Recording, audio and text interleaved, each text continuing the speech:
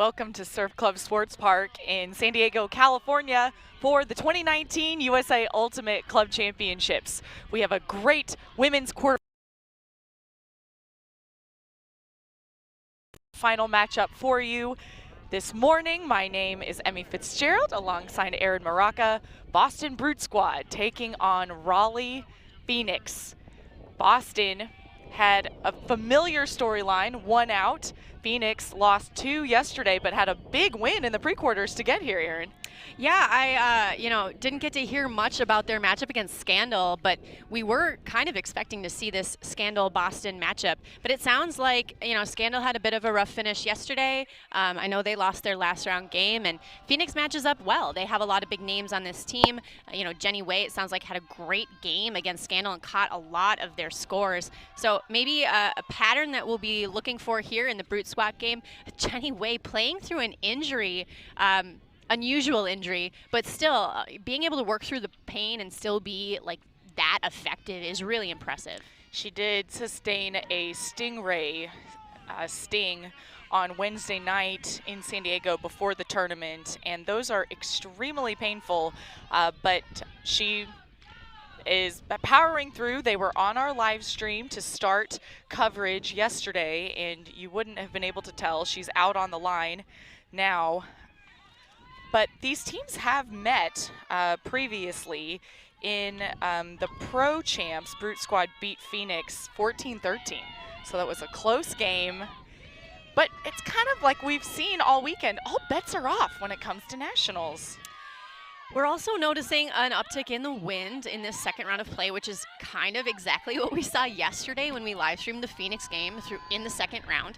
So as the wind picks up, that's also something that will become a bit of a factor for both teams. But, Boston Brute Squad, one of the teams that kind of took care of business in the wind conditions yesterday. So be just fun to kind of see how these two teams match up, what matchups are the most exciting to watch, and what kind of defensive configurations we're going to see on the field today. Phoenix in the dark blue jerseys. The strike up line to Jenny Way. Brute Squad in the white, marked by Cassie Wong. Really nice extension from Jones to keep the possession alive. Meisner going inside. Great grab up the line. Powell with the continuation to Worth. Not in. She'll swing it off the sideline. Jessie Jones kind of looking for that next. There's Way. A good seal from Wong.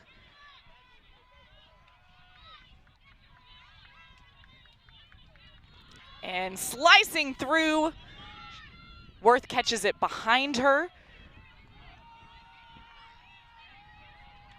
A lot of touches and a lot of patience, and tips off the hands of Way into the interception. Cassie Wong. Now Brute Squad with a chance to break to start. Claire Trope finding separation.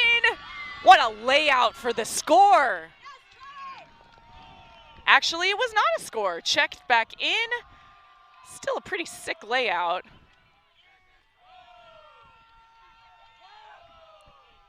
Caitlin Lee with a lot of patience finds veteran Cammie Groom. Now Brute Squad is on the board. Goodness. I'm still coming down a little bit from the last round, I'll admit it, but right away we notice the impact of the wind. Normally in a still game, I feel like that attempted assist over here aimed at Jenny Way would have been a flick throw, which is a different spin than a backhand, obviously. So the extra kind of intention to keep a throw low in the wind and throw a backhand instead of flick, I think was maybe not exactly the path that Jenny was expecting. So an unfortunate little moment where, wind kind of gets in the head of a thrower maybe, or makes the catch harder, but kudos to, I think, was it Amy Zhu on the deep defensive play? It was Cassie Wong. There we go, Cassie Wong. I apologize for that. But she was able to kind of play through and make sure that the disc was on the ground and the play was over, because as we know in the wind, kind of anything can happen. And if you mac it or touch only part of the disc, it can float and stay in the air for a long time. So interesting to see already the Brute Squad prominence, right? And that everyone was open in the end zone. And let's talk a second about Claire Trope here on the left. I mean, really both players are phenomenally good. But Trope finding that separation in the deep space and just slides full stride. She wasn't in, but still so much athleticism just to start. I love seeing too Trope, of course, a very prominent player on the Dartmouth squad, more as a handler, but as a cutter, just crushing it. Now, Phoenix back on offense. In their last game, Scandal broke them to start, but then they answered right away. Will that be a similar story for this game? Jones shoots, looking for Way, and Wade finds her way into the end zone, and there goes Scandal right on the board. Phoenix right on the board.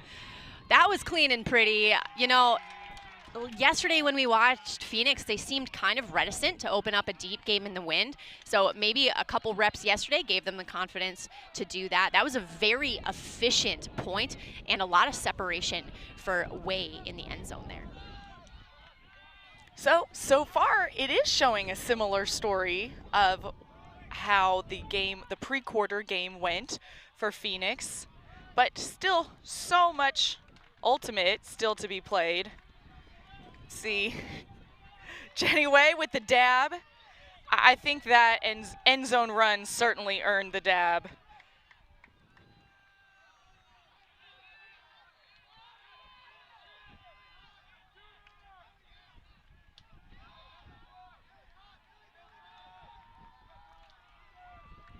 So Boston will now come out on offense. This is the first time in this game we've seen their O-line. Phoenix ready to receive. Sue with the pull.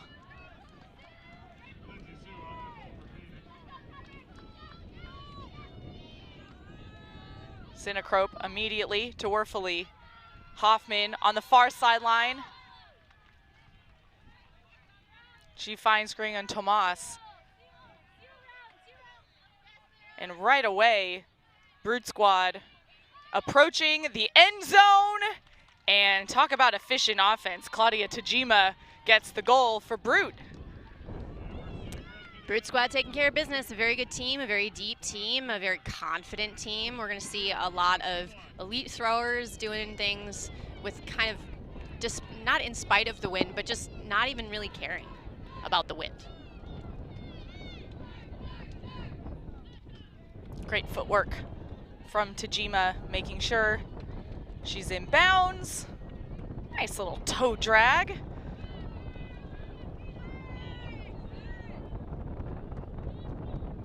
So Brute goes up 2-1 to start the game.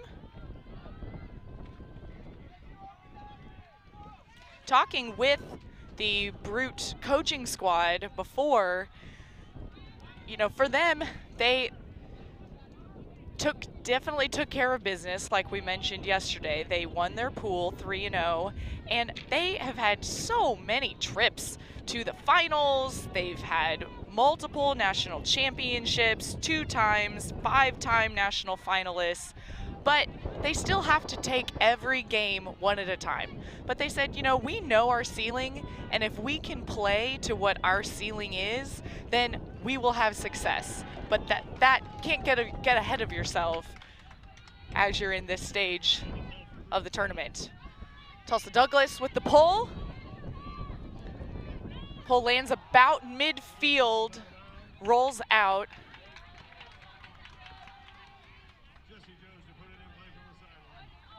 So Jones will check it in. Immediately centers to Powell.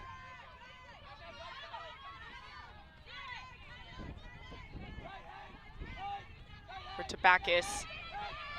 Some tight reset defense forces the turn. Boston now in scoring position for another break. It is getting gustier out here.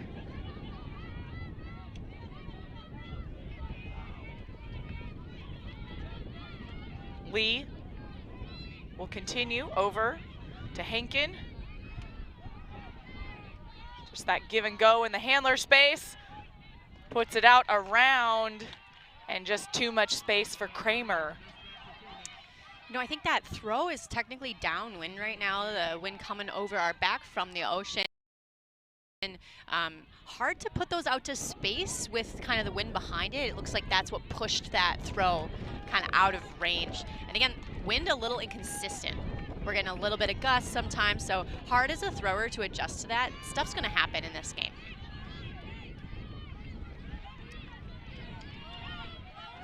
So Phoenix back on offense. Backus on the near sideline. We'll reset it to Powell. And another miscue. Trope puts that one up. And great closing speed from Lauren Sadler. But that same spot as the last turnover. Tough corner of the end zone. High point to Revere.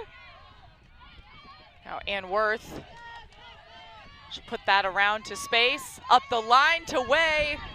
Way 2-on-1 to Tabakis. Slices through. And that is a Phoenix goal.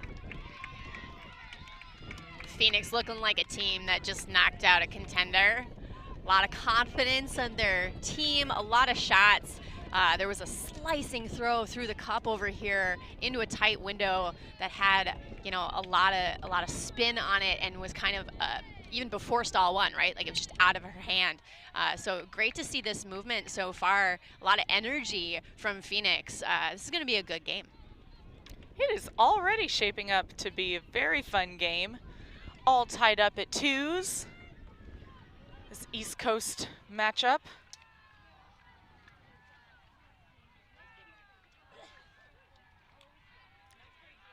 Phoenix providing us with all kinds of super fun facts. We thank their team for it. You see Jenny Way. Jenny Way is knows the camera's there, and we asked, well, what are your fun facts? She said she is a fan of BTS, the K-pop group, and worldwide phenomenon, of course, who's not? She's a fan of cats. I definitely appreciate that. Also Zumba, pickleball, piano, violin, and auditing, because she is an accountant. I'm glad that she loves her job. So Brute on offense with a Phoenix zone, goes over the top. Stanlin runs through. Now Raleigh trying to get back that break. Sue in the middle. Move it up to Stanland. To Olsen.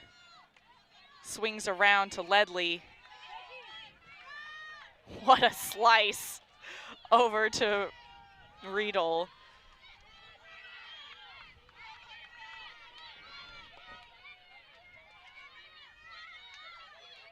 And just fell to the ground too quickly. Disc goes back to Boston.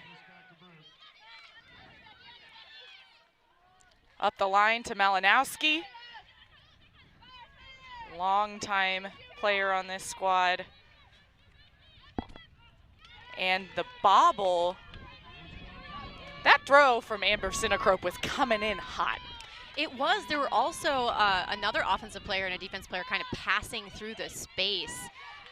We are, I think, anticipating a fair amount of physicality in this game. Both teams like doing that, and wind conditions usually make for more of that, right? Because the disc hangs in certain ways, or kind of continues play or kind of trajectory unexpectedly. So already some tight tight spaces here with a lot of contact, but so far acceptable levels from both teams.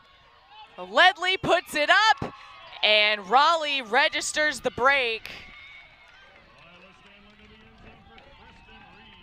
And Kristen Reed will catch it for Phoenix. So we're back on serve. Raleigh 3, Boston 2. Reed had a really good game yesterday when we covered it as well. Definitely looks like one of the favorite receivers for this team. Really excellent way to track these discs. And in the wind especially, she had an amazing play on the near sideline where the disc suddenly dove and she corrected her path, got body position on the defender, and laid out and towed the line in order to save possession. And it was one of the highlights of the game. So, you know, Reed is a really exciting player to watch and just a really smart receiver and really able to power catch well. I love these sideline looks. It really makes you feel like you're part of the game.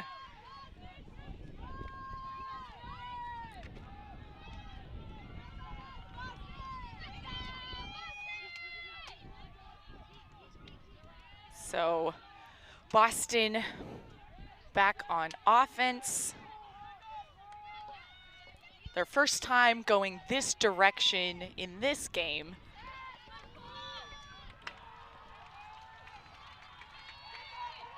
Picking up is Sinacrope. Over to Juliana Werfele.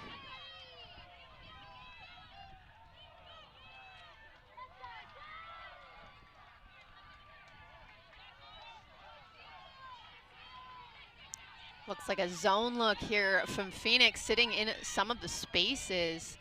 So Brute Squad will have to figure out how to adapt to this, and they slice through. So Hoffman will find Angela Zhu.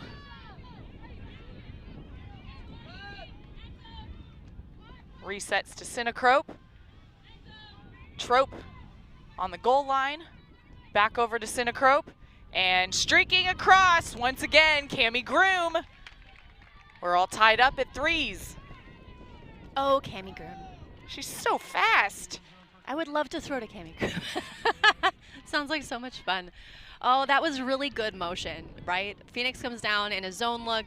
It's kind of, you know, zone can serve a lot of purposes. Sometimes it is the strategic choice for wind. Sometimes it's more just about trying to make an offense think twice, right? Try to do something a little bit different and maybe get out of their comfort zone. But Brute Squad, not easily rattled, obviously.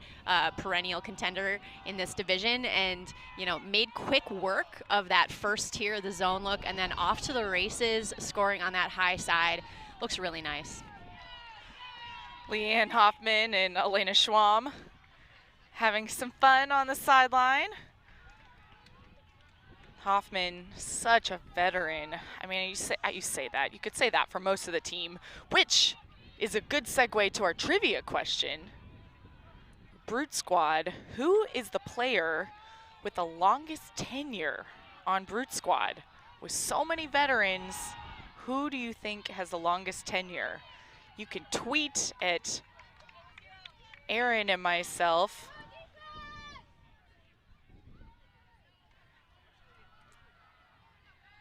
So let us know. Tulsa Douglas, who is, we can tell you she is not one of the longest tenure. Fairly young player out of D3 division. Had the pleasure of covering her a couple years ago, national, D3 nationals. Claire Revere, another talented player. Big line drive. Groom in the middle, reads that right away.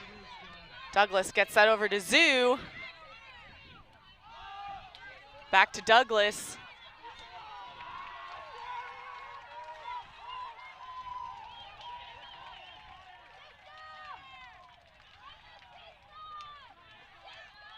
There's some sagging from Raleigh. Slices through to Groom, and Groom puts one up in the air. 2 Raleigh defenders. Nice D. And Vicky Nagus says, not right now. That's not gonna happen.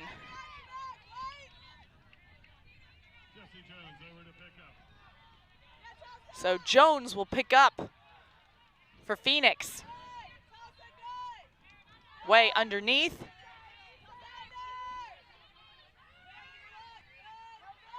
Some quick dishes. Jones will put that one out into space. Backus versus Douglas. Backus over the top, but foul called.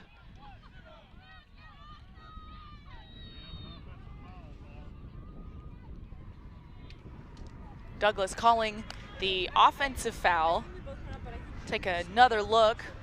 This great backhand. Did you see any? I didn't at all, but I was really fast.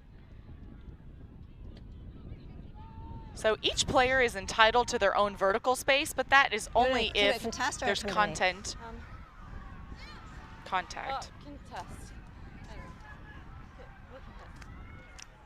Okay. What was your stall, please? And your stall? Okay, that's what I thought.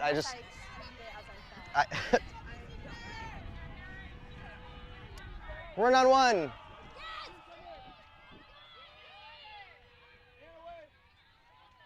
Right, back in play. Jones checks it.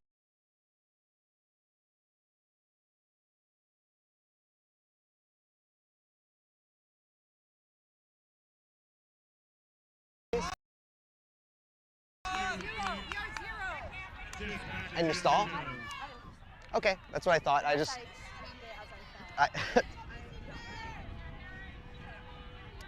We're on one.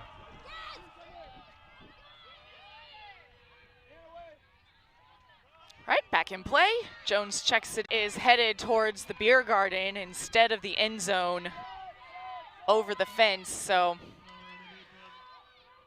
it will go to where the disc went out.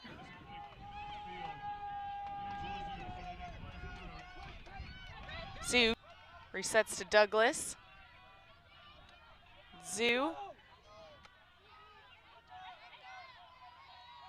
Groom involved in several of the scores. Right on the goal line, not quite in. So back over to Zoo, to Groom to Zoo, through lots of short passes. That's a score for Brute Squad. This Brute Squad team is just so impressive, and they have so many kind of weapons, right? They're very versatile. In that regard, that end zone set is entertaining and also informative for peeps at home, because really the rest of the team just kind of let some folks work in the space. End zones are tricky that way. I think a lot of people tend to want to clog or, want to get into those weird break spaces. But that was Brute Squad letting some of their stars do the work and kind of let them work their matchup. And when you've got so many players on Brute Squad who are, world's representatives and former like U20 and U24 standouts, and I mean current U24, right? Like it's so difficult to match up 7-on-7 against this team. And Brute Squad, to their credit, right? Like not going to the well too often, kind of spreading the love out and then letting people shine. Yes, so back to our trivia question. Thank you to those who have tuned in on Twitter so far. We do have the correct answer. Who has the longest tenure on Brute Squad? I had 2 tweets that came in the quickest. They came in we had multiple ones, but 2 that came in right away. Who is it, Aaron? Amber Cinecrow. It is. I did it. I remembered. So Amber has been on Brute Squad for 14 years, not consecutively, but enough to have a teenage child. That is how long she has been on Brute Squad.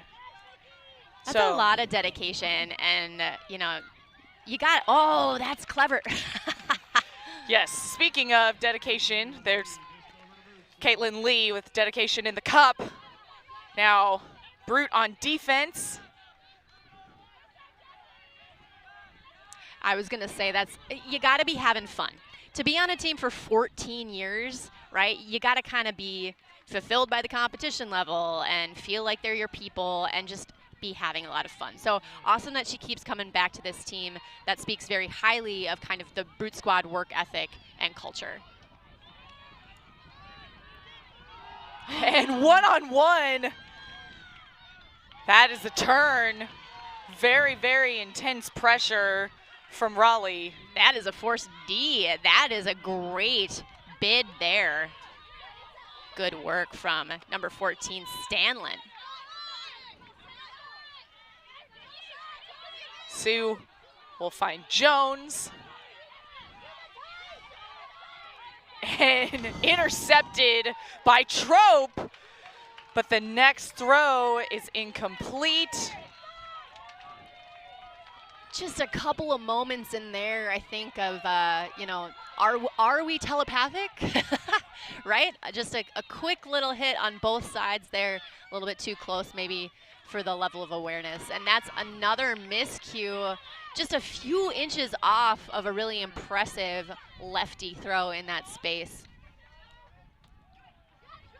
So Trope running through coverage, calls a foul.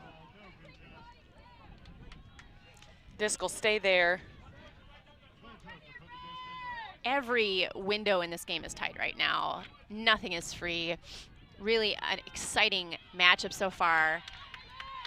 And causing a lot of havoc. All of this tight defense, making some cutters, you know, doubt whether they're open, making some throwers kind of hesitate on some of these release points. You know, just what a great defensive matchup so far for both of these teams. This is, I just got over the like high heart rate of that last round, and I'm not going to get a break, am I? Nope, you're not. Welcome to Nationals in bracket play.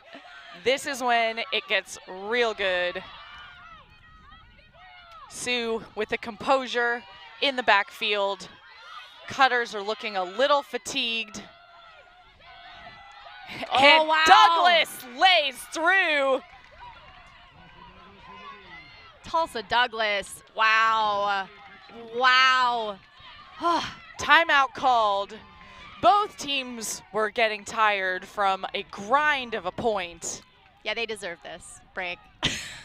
So we'll take a look at the story of this point to get us to this timeout.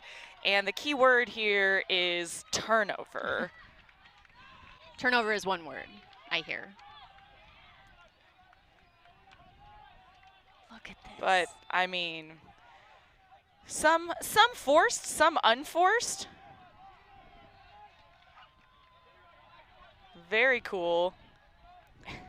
Trope just, I got it, but Tulsa not quite ready. Yeah, I think, you know, I think Tulsa Douglas gets a lot of kind of press. She's a great player. She's a great person. She has a Minnesota connection at St. Olaf College, so I've gotten to interact with her. She's just really cool, a leader in the equity space and a whole bunch of things, but I think she has kind of a reputation as more of a thrower and a puller and kind of that offensive disciplined character. And that's the other thing I like about Nationals is sometimes you get to see some of these other facets of players, especially in pressure situations. So we're taking a look at our commentary source stats, see how we got here. I mean, not that many turnovers really for either team, but everyone counts. Lee to Douglas, back over to Lee. Finds Trope.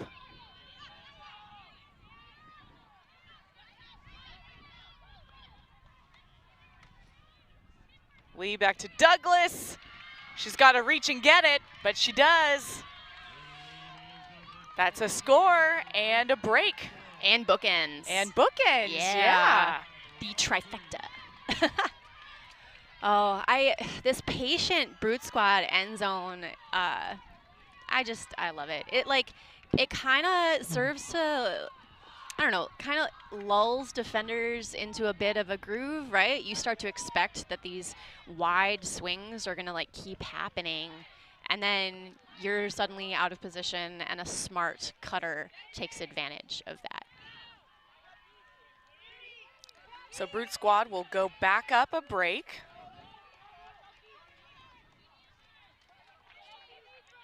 Currently up by 2.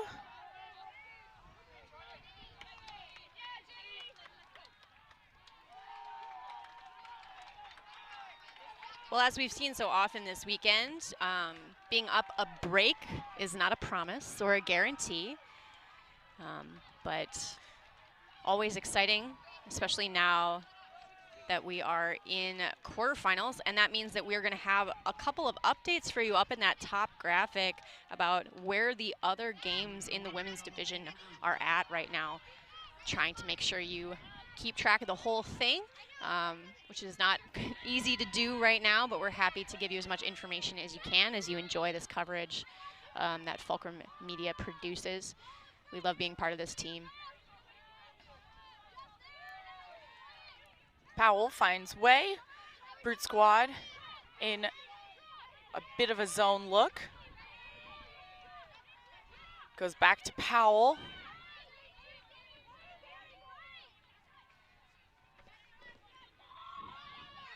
Strike up the line is successful. This looks a little poachy. I'm not sure what the pattern is yet, but Cami Groom in spaces. And it seems like that's what the zone was trying to force. So another break chance for Brute. Right straight to the break side. That's another goal. Give it to Lauren Sadler. I love the little reset between Zhu and Werfele because it puts that break threat into contention, right? The defenders downfield are supposed to trust the mark. They're supposed to put their, bodies on that far side. And if you can do this dishy around, you either put a player in power when you're in the field proper and someone can get, especially a Werfele, right, can get that backhand hook off. But if you time it right, you get that clean and pretty ends. They must drill this all the time. It looks gorgeous. So Phoenix takes their first timeout of the half. A fun fact about, a fun fact about Phoenix. So we talked about Jenny Way and her love of cats. They have between all their players 19 cats associated with humans on this team. There are no independent cats. That might be more cats than some teams bring to tournaments, right? I've played at tournaments with 13 people. Their team has more cats than my women's team had. Oh, goodness. Going to, not, in the end, but going to some tournaments. You can see I love the fire and the pump up. Erin, coach's corner time. What are you saying if you are the coach in the huddle? Well, you have precedent evidence that you can hang with Brute, right? You lost on Universe Point the last time you faced this team. This is this not so gentle reminder that we deserve to be here. We deserve to play this game. We knocked off a really high level competitor. We have kind of earned our stripes. We're here to do this thing. We've been close before, right? It's really a identity check, but also, you prepare all season for this, and part of mental toughness is acknowledging, look, we've done the work, right?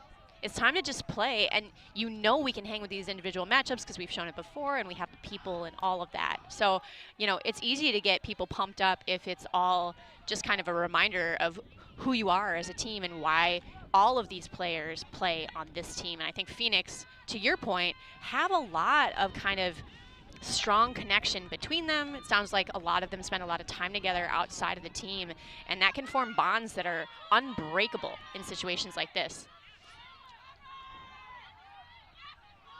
So Phoenix on offense.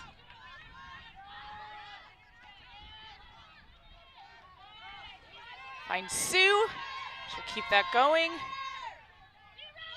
Brute gets out of their zone look. Powell on the near sideline. Dishes over to Jones.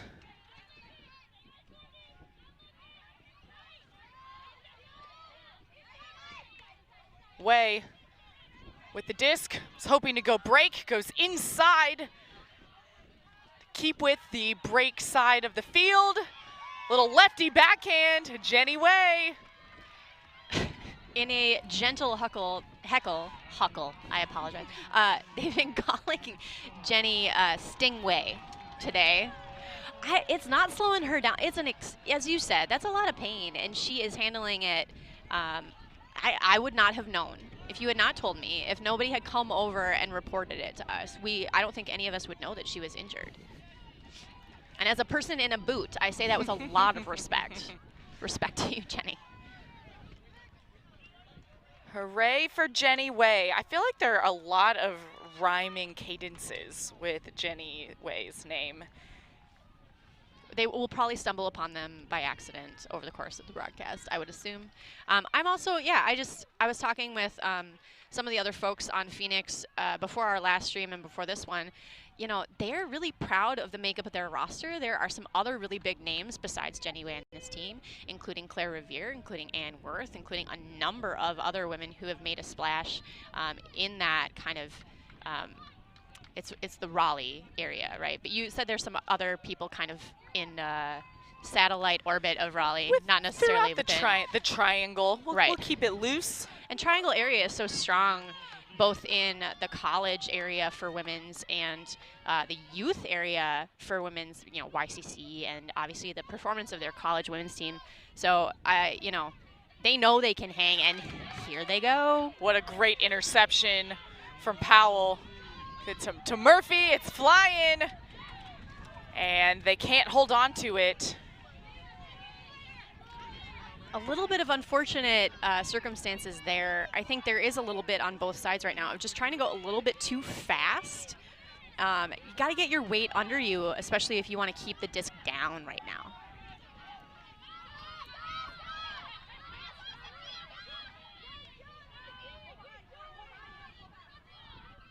Low throws. It's time to Malinowski. She'll continue it over to the far sideline. Centers back to Sinacrope. Malinowski finds space. A lot of space. Looks like a miscommunication on a switch, maybe. Sinacrope on the far sideline hoping to center it. We saw impending foot block, but she gets that one off. And continues, it's in the air. Tajima brings it down. Score one for Brute. That's that same little motion. That's that little around dish to the break backhand, well timed, well executed. You know, if I'm Phoenix, I want to make sure that my defenders know about that, and I might actually like tactically switch to a different force closer to the end zone, or you know. Those are all kind of breaks on a flick force right now. It might be interesting. I'm a fan of the fail fast technique, right? So it might be worthwhile to try something else. Just a couple times here to see if maybe a force flick makes it harder to get that around break off. But otherwise, it's really dangerous because if you let Brute within about 25 yards of the end zone, looks like they're going to score every single time on that move. Or, I mean, one of like 4 other really great And that's the things. thing, when the around break has been covered, we've seen some very controlled inside forehands as well. But I think you brought up a good point earlier, Aaron, about patience on offense. Because there have been some miscues for Phoenix where they are able to get the D, they have a really amazing moment, but they're rushed. I mean, rightly so. They want to score as efficiently as possible, but maybe take a little bit of a breath. Center yourself before passing it along. Yeah, I agree with that assessment. I think it's also one of these traps of kind of fast break style ultimate, right? You want to get going while the other team is out of position, and sometimes your downfield receivers are like not ready for you to make that move. And I think some of the miscues on both sides have been in those fast break transition situations. So if they kind of figure out their flow, or maybe remind everybody that we want a fast break when we get it, we should maybe see a little bit cleaner of an interchange in those moments. So speaking of fast, Phoenix moving it pretty quickly down the field. They're in the red zone, attacking the break side. Revere and Powell in the handler space. That's a great matchup there. Just right on the goal line. Extremely tight spaces. Jones goes back into the mix. Not in, caught on the line. And another lefty backhand. That's a goal for Raleigh. Raleigh taking a page out of the patient offense playbook there. Had an opportunity to maybe force a, right, like that wide swing. Maybe she could have kind of milked it and gotten in, but instead just focusing on possession and knowing that there would be another look down the line. And that, again, a number of players know that sometimes less is more in that stack, making space as best they can for that one isolated cutter. So I'm kind of fangirling on these end zone sets right now, and sorry, I am a nerd about that. Red zone patience is the unsung hero of our sport, for sure. Ashley Powell, one of the captains of the team. She played on U24 mixed. She played on the Warhawks in the YCC division. They are were very, very strong. Send us your tweets. Love seeing the tweets so far. If you have questions or comments or another fun fact you think that the viewing public would be interested in knowing. Yeah, also just a note. I know, you know, it's day 2 in hot weather, and Emmy are up on the scaffolding, and sometimes we get people's names wrong, or sometimes we're not quite on it with the pronunciation.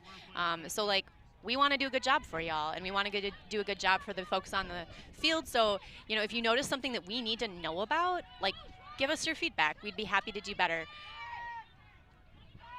So Brute also moving quickly right outside the end zone. Raleigh really trying to seal that break side. They just continue to attack it.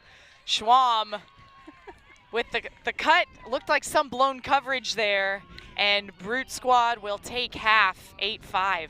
Sorry, I'm giggling a little bit. So we're going to see here, Cinekrove would like to throw this backhand. 1 try, 2 try, and then she throws it anyway. They knew she wanted that around break. They brought in a secondary player to sink the space. They shifted the mark all the way around, and she threw a perfect one anyway. And sometimes they say, too, in different drills, when you're trying to move your mark, it isn't necessarily moving from forehand to backhand to forehand to backhand. It's attacking that same side, and it forces the defender to react a little bit, and then that gives you enough space. Anyway, I'm going to run down, try and catch a halftime interview. Be right back. Thank you, Emmy. I will make sure people understand kind of where we're at while we find someone on Brute Squad to talk to. As a reminder, right, we are into quarterfinals kind of across the board. And this is when things get exciting for all kinds of teams and upsets happen. You know, an interesting matchup here between 2 teams that feel pretty evenly matched in a lot of matchups, but Brute Squad definitely with the edge in experience and depth, I think. So we'll continue to watch this matchup unfold. A lot of kind of variables in play. The wind is still pretty steady coming in from the ocean behind me, and that means that really anything can happen, and teams that take halftime opportunities to mentally reset or think about tactical adjustments can usually come out of a halftime and put together a run of some kind here. So I'm expecting Raleigh to be able to do that. They have shown that they know how to win and know how to make a move when it counts. I mean, it's not going to be easy. These Brute Squad players with a lot of worlds level experience, a lot of individual players with national team experience. You know, I can't say enough about the level of competition here. It's my first nationals, and I've just been blown away already by the high level of play across the board. So really excited to be here with you all. As a reminder, these streams are brought to you by VC Ultimate. USA Ultimate is a great partner in this field for, you know, VC and another number of our kind of named sponsors. As a media crew of Fulcrum Media, I am really pleased and proud of our camera ops crew and our, you know, support crew in the van. And they're going to showcase this interview for you right here now with Emmy. Here with Lauren Sadler from Brute Squad. Lauren, you had a great first half. How were you all able to build on your momentum in this first half of play? I think a lot of it is, getting our feet under us, having some of our teammates make some big plays, and just really getting fired up, being big on the sidelines, and like doing our jobs. Yeah, so we saw a couple different defensive looks from you all. How do you think kind of showing that variety helps to your advantage? I think just kind of making the offense see something different. When they don't know what to expect, it's kind of hard to know where the open looks are going to be. So just, throw spaghetti at the wall and see what sticks. Just got to use a lot of pasta. So going into the second half, I know you've been working really hard. You're running all over the place. What is the key to keep this momentum going for the rest of the game? I think just keeping our energy high and being consistent in what we do, and having some fun out there. So what is your favorite part about being on Group Squad? That's a hard question. A lot of it is that it's a super competitive group of people, but also we have a lot of fun and are pretty goofy. Great. Well, good luck in the second half. Thanks so much. Sure. That's Lauren Sadler with Brood Squad. They currently lead Phoenix 8-5. Aaron, back to you in the booth. Thanks, Emmy. Love hearing from a defensive player about the kind of number of looks thrown to try to throw off an offense and make them pick not their favorite thing on every potential offensive point. Also good confirmation there that a lot of these players who are on Brute Squad really love and value the high level of competition, but they wouldn't stay for 14 years if it wasn't also fun. So that's good to hear. We're gonna go ahead and hydrate because it's hot out here, and Emmy and I also need to make sure that we survive the rest of the day. So go ahead and take a break. Here's a sneak peek on the other games that are coming up for us, but we'll be back in a few minutes when these teams are ready for the second half.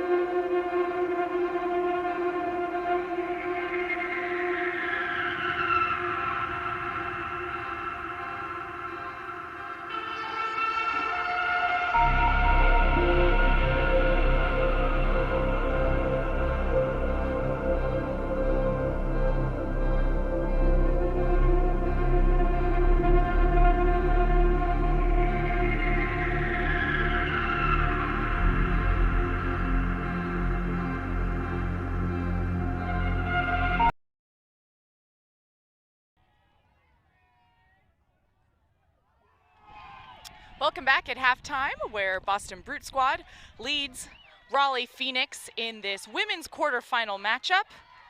Take a look at the bracket. Emmy Fitzgerald with Aaron Maraca. So in the pre-quarters, you saw Nightlock defeating Wildfire, Phoenix over Scandal, Sixers over Nemesis, SWAT over Traffic. That led us to Fury Nightlock, which Fury had a handy lead earlier. Brute where we are. So the winner of this game will likely play Fury. Riot, Sixers, Schwa, Molly Brown. What do you make of it, Aaron? You know, I think it's exciting to see the Sixers, Phoenix, and Schwa and Nightlock all making the quarters. I'm not completely familiar with how many upsets happen during pool play, right? But good to see how close those games were. Also good to see a couple upsets in the mix. I think that's exciting for viewers at home. I think there are people who actually tune in and only root for upsets, right? They want to cheer for the underdog. So fun to see that. Certainly a lot of different styles of play in those teams. And that's where I really enjoy commentating for teams that maybe I haven't seen before. So it could be fun to see teams or some of those games later and see the stylistic differences between regions. So the second half is underway. Boston Brute Squad in the white on offense. Amber Sinacrope with the disc. Gets that over to Werfely. Raleigh really pushing Boston over to that far sideline. Sinacrope and Werfely, one after the other, give and go. Nice. Yeah, as we discussed, right, Raleigh able to take halftime to make a tactical adjustment, maybe. And that is a goal. Sinacrope gets the score. And you saw with every pass, even when it was between Werfely and Sinacrope every other, they were trying so hard to get it back into the middle of the field. And once they did, it was pretty much all over. Yeah, they have put Lindsay Sue on the mark in this zone. Tall, kind of lanky human. I think I'd like to see her take a step back on the mark, because then she's going to be even scarier in some of those angles. But yeah, as soon as that dump went off to Werfely, even though it was low, it got through, right? And it made the cup have to adjust. And as soon as that cup adjusted, Werfely was able to slice it all the way through and then off to the races against the zone, which is what you got to do, right? You gotta take advantage of what they give you. So Brute will widen their lead to 4 goals. Start the second half. They came in the 5 seed to the tournament, despite being a national finalist last year. You know, I think we continue to say it, right? In-season rankings can be very difficult. Some of the regional results kind of impact that ranking if it's a head-to-head, and Brute Squad didn't take the 1 seed at their region, and I think that impacted the overall rank. And definitely when you see Brute Squad in your pool play as a low seed, right, that 4-5 matchup in particular is quite dangerous in that D pool scenario. It can't be fun to know that that's who you're going to face. So Jones inside of half field. Gets that over to Irwin, back over to Jones.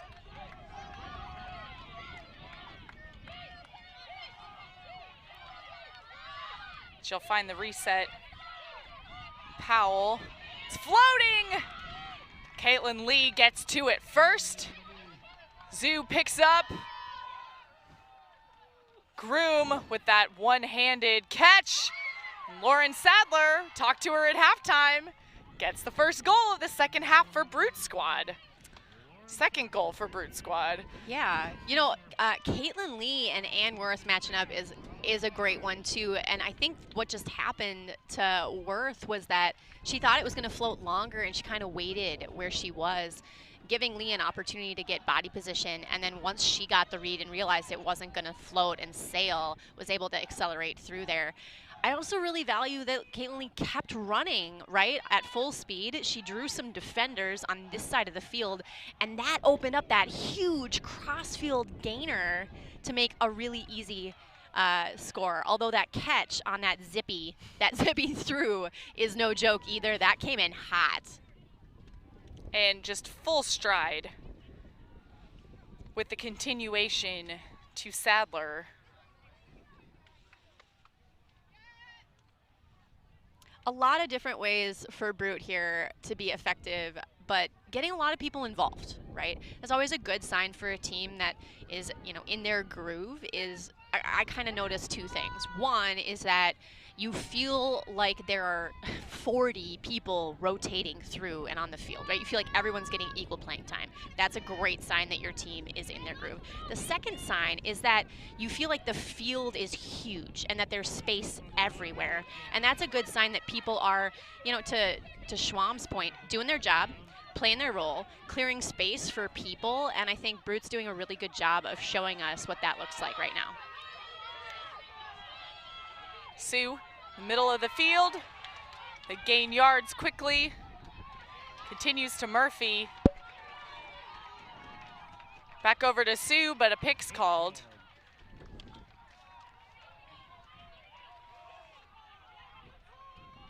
I don't know if anybody else noticed that, but that was a fun little Claire Trope defensive maneuver as she kind of flashed the strike lane and was available for a switch. So instead, Phoenix will attack the break side, and they are able to punch it in to get their 6th point so far of the game. Brute still with the 4-goal lead. And we've seen a lot of strike cuts from this Raleigh side. So what does that really say then, that they were able to make an adjustment and still get the goal, but from another spot? Right, well, we talked about this before, right? Some of defense's job is to, like, actually get your hand on it, get a D, and convert a break. Some of your job is really just to make the offensive line have a tough time and not be able to just do their favorite thing over and over and over again. Part of it, you know, is that the mentality. You never want an O-line to feel like they're on automatic. You want them to actually have to be in their conscious brain making decisions constantly, because it gets them out of that flow. So, you know, good on Brute Squad for noticing that the strikes were maybe the favorite thing of that Phoenix offense, and, you know, a good way to prevent it from happening. You know, capable teams find another way to score. They find a good plan B, but it's a small victory in some regards for a D-line to have made the team go to plan B in the first place. So other places on the field, Fury up against Nightlock, 10-5, same score as we have here. Brute on offense, one-handed catch keeps it in bounds. Centers Dwarfully. Love that Sue Hoffman matchup. Tajima really looking for the backhand. She'll reset it.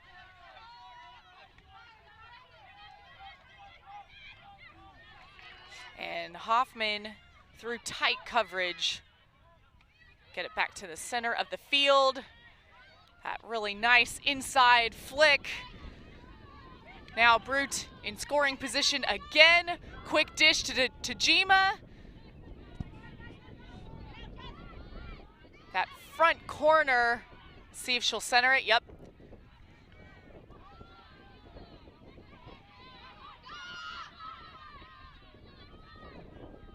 Sinacrope and Tajima back and forth, and a timeout is called.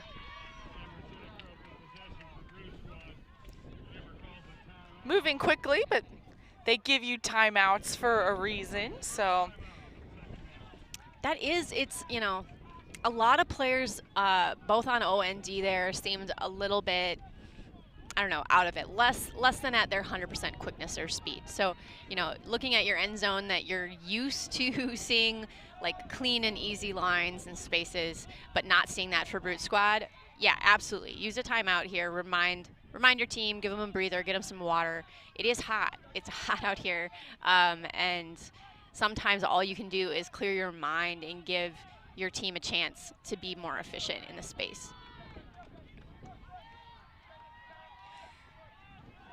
So the score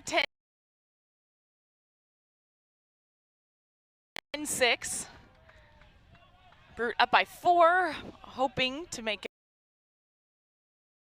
by 5.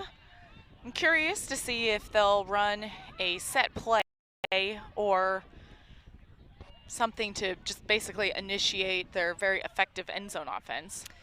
I wouldn't be surprised at all if Cinecope turns around, dishes it to Tajima, and they throw a backhand over here. That would certainly be, but it doesn't matter. First pass to Hoffman, not in. Next, back to Cinecope. Hoffman with the wheel handler reset. Phoenix not in person D right now, still sinking in lanes.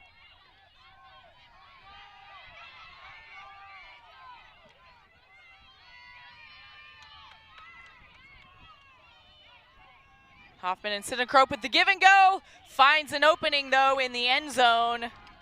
There's Lane Cedar.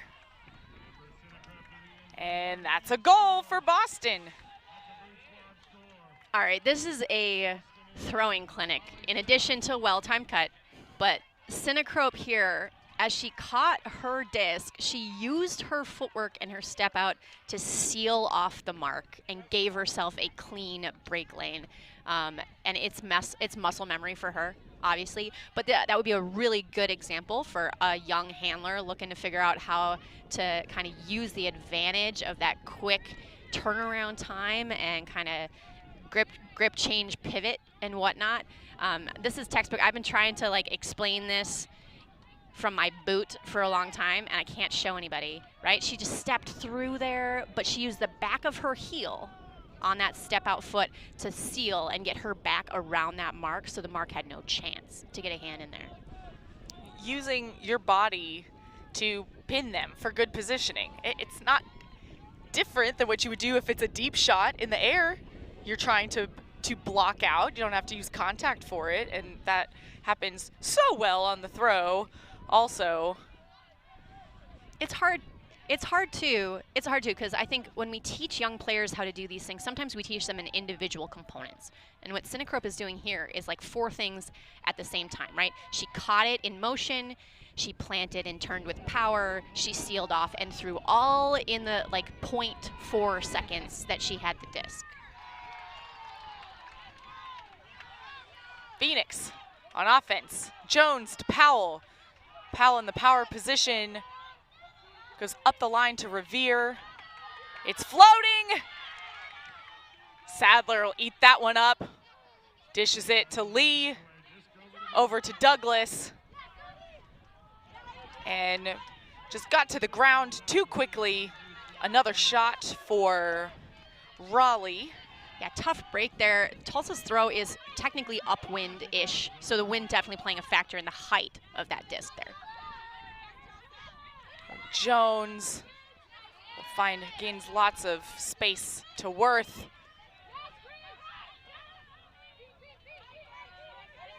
Some quick dishes. Stanland, far sideline. One-handed catch by Powell.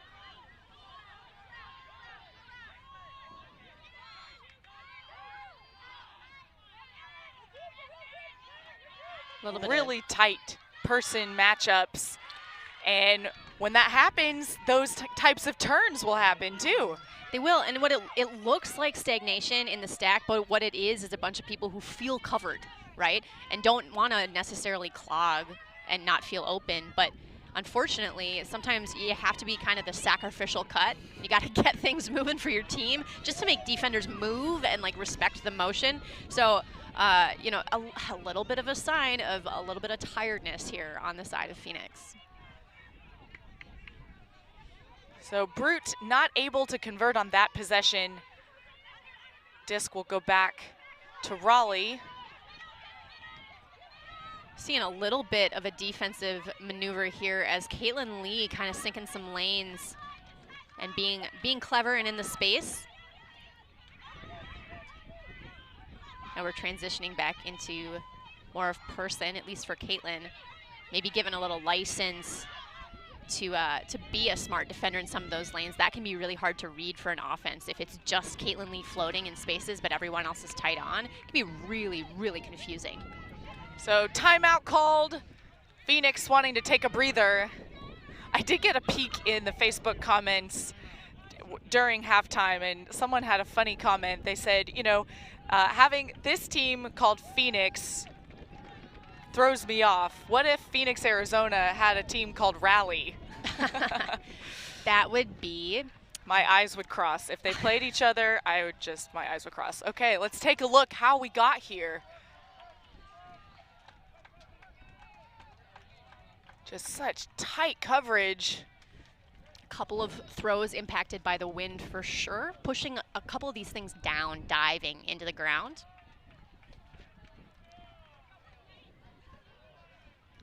So a good chance to reset.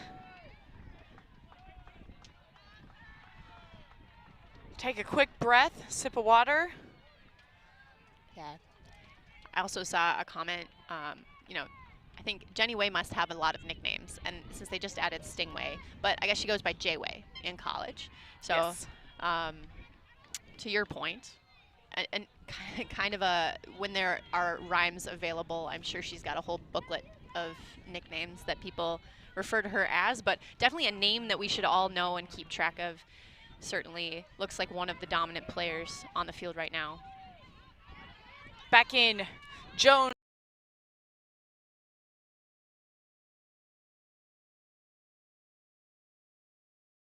With the disc, quickly and out of reach. The next throw to Revere. Douglas will pick it up for Boston. I appreciate that bid by Claire Revere so much. That is technically the downwind side. It's coming in hot with wind behind it, but she also knows that anything can happen in the wind. And just by launching, she gives herself a better shot at it, even though it may have looked to a casual viewer that was going to be. So Boston, far sideline, Cassie Wong dishes to Lee. Center it back over to Douglas. Boston looking for their 12th point. Floats. Douglas is there. Some tight handler coverage, but one hand to the end zone. That is in. Brute Squad gets it. Aaron Ray with the goal.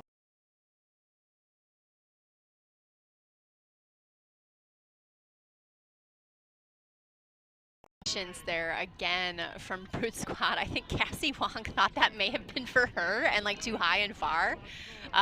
She turned on the Jets at the end right there like it was intended for her. But notable on this point, right? A lot of lateral movement from Brute Squad, but these full swing. I mean, the observer's right there. They make the active call, but it looked a little close. It looked very close. This is where we tell the internet to go shenanigans. Folks at home, do you think that was in or out? We have enough footage probably from the weekend so far of towing the line that we could do like a did they get it right or wrong over the course of the weekend. There have been so many. It's kind of incredible. I don't feel like that's that common of a situation, especially they've like all been in the end zone too. It's really interesting. I wonder if some of it is because the defensive matchups have just been so tight. The spaces that the receivers are cutting to are even tighter. But we do not have best perspective, No, nor we did our don't. camera there. No. And we also don't make calls. So Trope And pulls nice pull. right on the goal line. Oh, Brute Squad showing a little bit of a zone here. Trying to make things difficult for the Phoenix O-line. Or maybe to eat up clock, also a valid tactical move.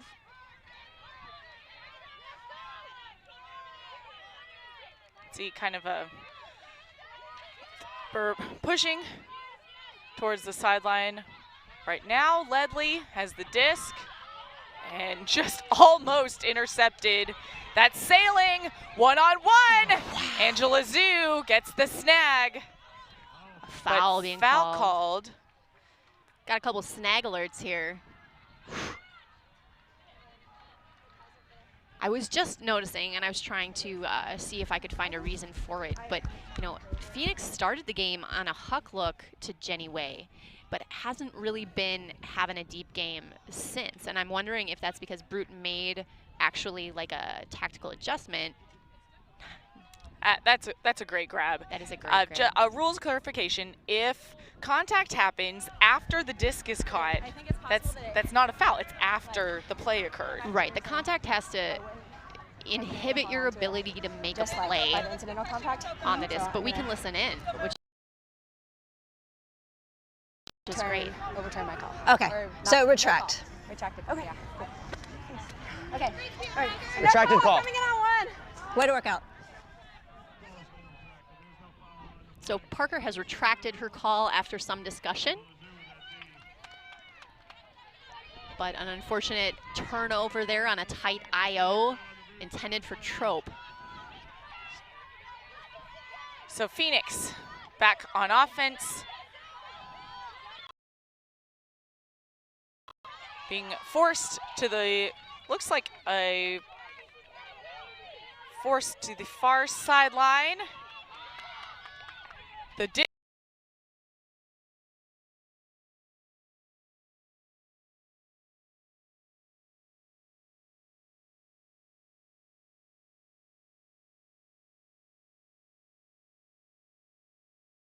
is up, but there is a call.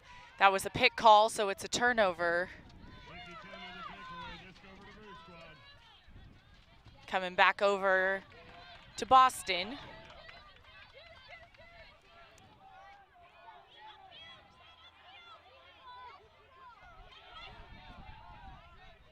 Canning, far sideline, over to Zhu. And continues to Trope. That's third. Even though it's not, 100% completions all the time, sometimes that momentum and trust that your team is doing well and that they're continuing to kind of do their thing can help you get the disc back and into flow. It's all of these, none of these Brute Squad players are holding on the disc for more than about 2 seconds, which is incredible. And that means that the cutters are well timed. That means that they have a lot of chemistry. It also means that they are throwing to the first available open person, which is a beautiful thing and something that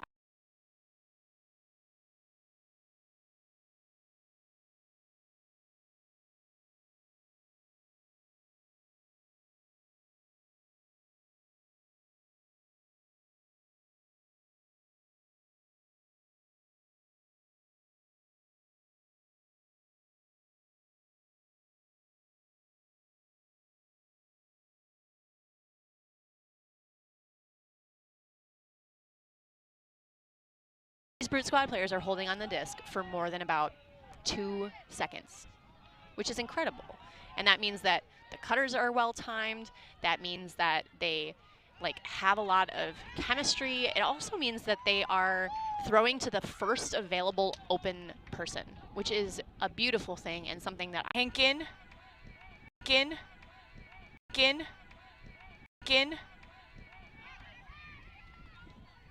Henkin will continue over to Ray. Centers back to Lee.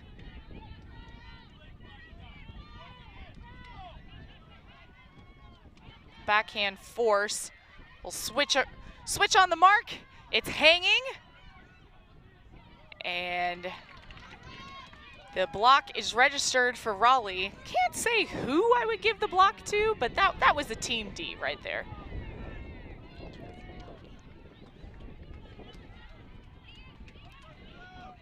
So Phoenix now on offense. Very tight coverage.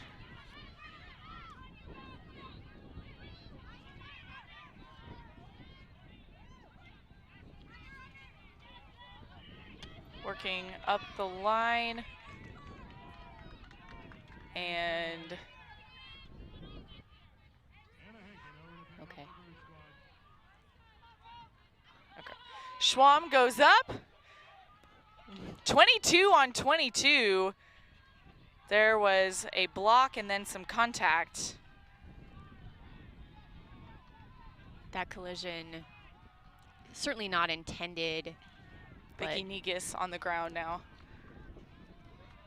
Let's see that again.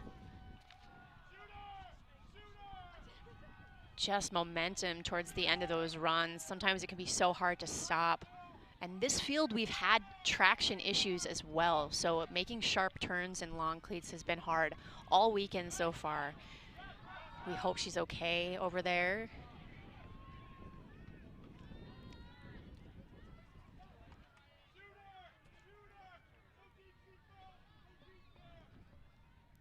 All right, well, they are taking an injury sub currently, but our own Tony Leonardo has been out and about on the field looking at scores.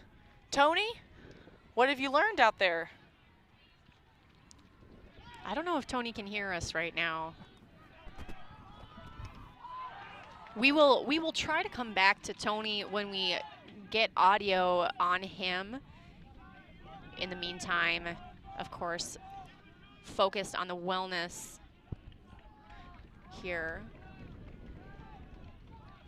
Oh, looks like it seemed more like a collision that could have been, I don't know, maybe concussion related, but definitely favoring the right leg, which is unfortunate. I did not see a tangle, but sometimes if a joint lands first on the ground, it could be a knee. We will hopefully get an injury update for you at some point. Never like to see that happen. So Rachel Kramer will make the injury substitution for Brute Squad. Disc is live, back in play. Worth will check it in at the goal line.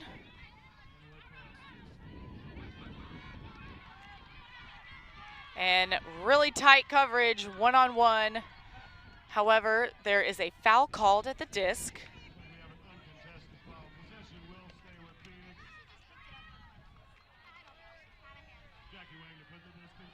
So Wang will check it in for Raleigh.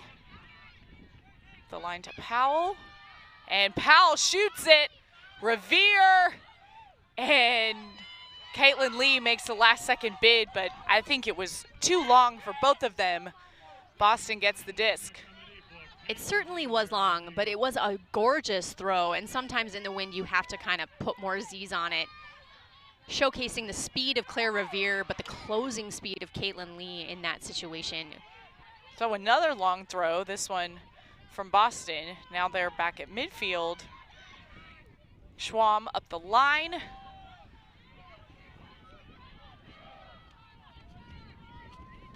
They'll continue attacking closer to this near sideline. One-handed grab with the continuation. It's now game point for Brute Squad. That was Rachel Kramer with the goal. Well, certainly not the kind of tight matchup we were hoping for. Phoenix has a little bit of time left in this round to try to kind of stay alive. If they put together a couple of break looks, they could, close the margin, but we're not really in a position to expect a Phoenix comeback at this point. There's just not enough time.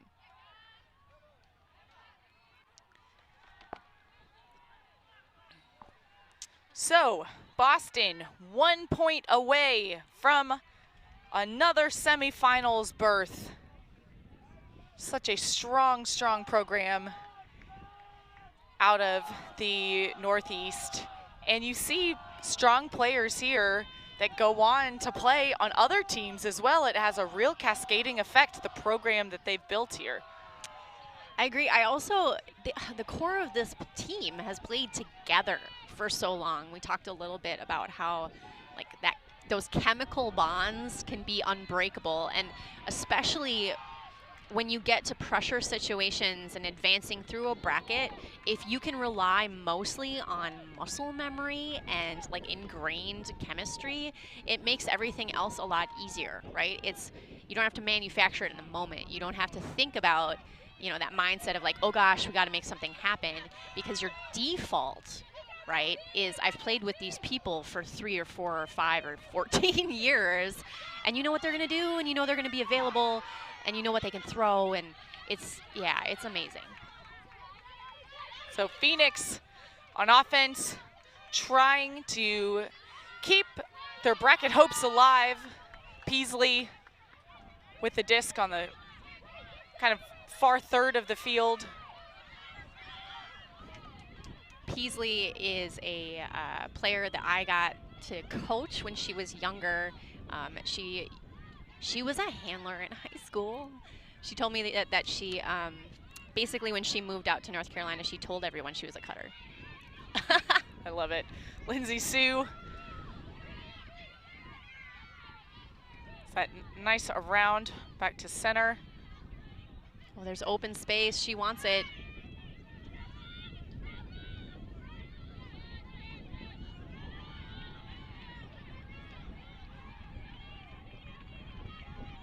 Just on the goal line.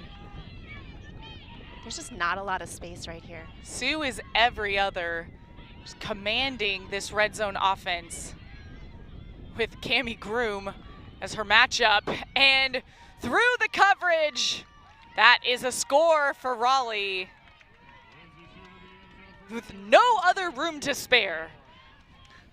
I think that's Lyra Olson with that catch, and that, you know, I need to catch this as close to where it was thrown as possible. I mean, make every effort, put in 110% to catch this.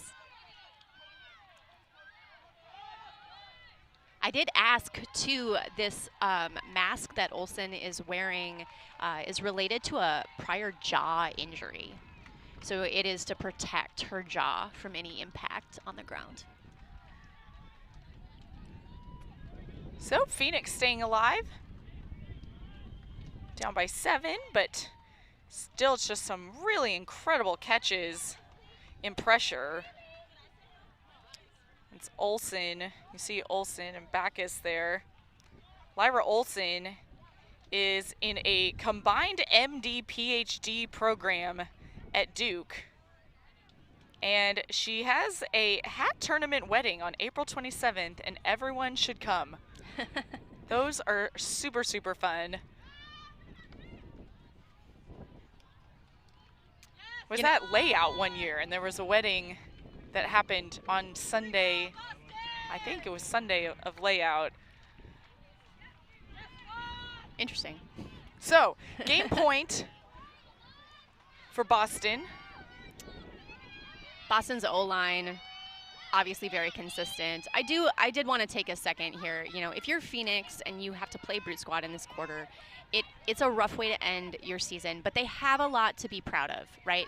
They completed some upsets in nationals that maybe not everyone expected them to do. They matched up well in a lot of positions, and I think especially for a program like theirs, you know, there were a lot of lessons learned. There's a lot of good things building, and I think they definitely are a strong contender for future development. They have a lot of stars to build a program around.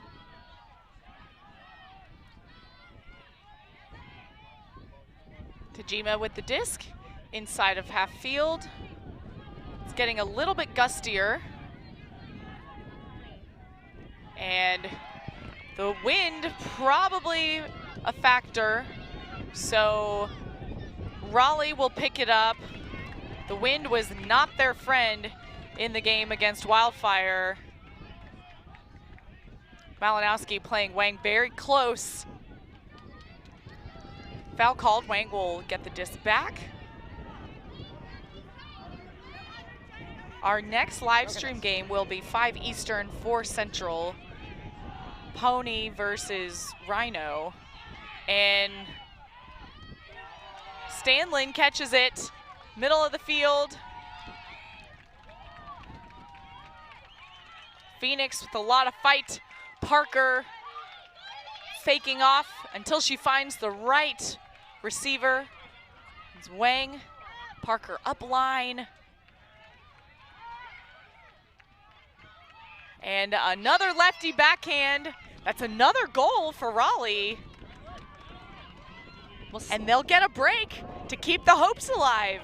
Yeah, you know, I guess we're coming up on 20 minutes, so the soft cap is going to go on in the next 30 seconds or so, which will probably be this point. So either Brute wins this point or soft cap is on and it doesn't affect because game is to 15 anyway. But we do technically have a little bit of time here where, you know, if they can do it efficiently like that, they could close this gap. I think the last round game where Dragon Thrust beat Slow White is a good lesson that, you know, never say die, never give up. And certainly you would rather put your all in and play 100% each point you're out there, kind of until the horn blows and the game is called. So, and you definitely called it. The horn just went off. I didn't call it. I was watching the clock. You were observant. You know, clock management is a part of our game. And in observed games in particular, it's really interesting because the observers are timing you on all of these interchanges. So there aren't quite as many opportunities for you to try to impact the pace of the game. But I am surprised kind of how many teams try to kind of maximize the time between points when, like, sometimes it's not to your benefit to do that. It would be to your benefit to call the next 7, get them out there and signal readiness as quickly as you possibly can. So I'm always interested in seeing those little things because I think it's part, certainly, of kind of the coaching life. You got to think about the clock. You got to think how much time you have left, how many points you can get in, all that kind of stuff. And I haven't seen a lot of teams intentionally using that this game, really. Or sorry, not this game, just this weekend so far. Haven't seen a lot of that. So immediately, Sinacrope goes deep. Malinowski puts it up and turns around. That was probably not the look that she was hoping for, but it gives good field position.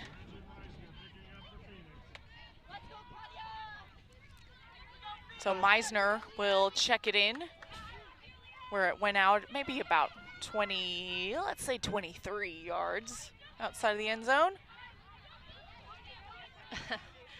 Oh, thank you, Jolie, on Twitter. I guess Lyra's wedding was earlier this year, and as maybe happens in the Ultimate World, Lyra's wedding was covered by Ulti photos. Oh! So Jolie also posted on my feed some pictures of the event. That's cute, Jolie, thank you. Amazing. Well, I hope that everyone bought the photos of themselves and others. What a snag. High point alert.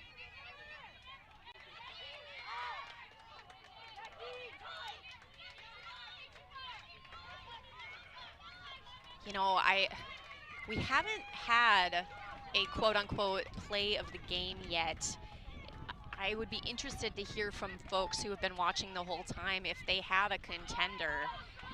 Obviously, there's still time. That high point was a really nice one. We had that D over here close. Claire Trope's layout earlier was pretty cool. Oh! Whoa! Speaking of. That is a smart and effective layout D. Brute Squad just trying to close this out, and they will try a 1 throw. And Tajima puts it up to Grignon Tomas. And that will do it. Boston headed to the semis. Kind of as expected, right? Hard to beat some of these top seeds in the women's division, but you know, a lot of fight and a lot of grit from Phoenix here. And like I said, a lot to be proud of, right? There are a lot of moments over the course of this weekend that I think that they really learned more about who they were and prove it to themselves, certainly, that a lot of these matchups that you know, especially against a team like Brute, to feel like you got layout Ds on some of these star names and were able to produce your own star names is something that you can hang your hat on. And you know, quarters can be heartbreaking to fall out right here, but it's still extremely impressive, as you've said. So Brute Squad will face Fury in the semis after putting on a textbook clinical performance in this game against Phoenix. Phoenix showing a lot of grit and athleticism as well. They will continue on for placement and pro flight games. The 2019 USA Ultimate National Championships are presented by VC Ultimate, providing Ultimate's best custom team uniforms and apparel since 1998. Visit VC on the web at vcultimate.com. For Aaron Maraca, I'm Emmy Fitzgerald. This live stream was produced for Fulcrum Media for USA Ultimate. Thanks. We'll be back for